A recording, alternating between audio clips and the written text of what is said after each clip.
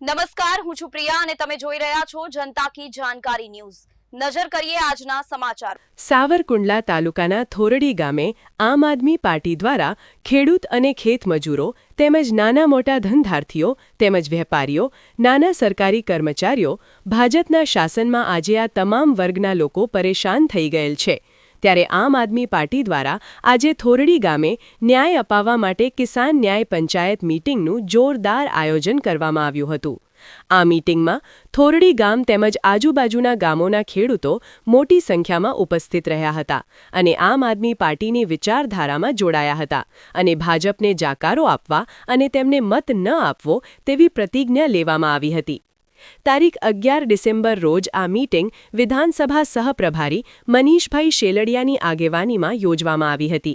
તેમાં આપના આગેવાનશ્રીઓ તાલુકા કાર્યકારી પ્રમુખ ભાવેશભાઈ લાડુમોર, જિલ્લા જોઈન્ટ સેક્રેટરી કિરીટસિંહ ભાટી, હિતેશ દોંગા આંબરડી તાલુકા પંચાયત પ્રભારી તેમજ વીજપડી તાલુકા પંચાયત પ્રભારી મનુભાઈ મોરી સાથે અનેક કાર્યકરો આગેવાનો ઉપસ્થિત રહ્યા હતા।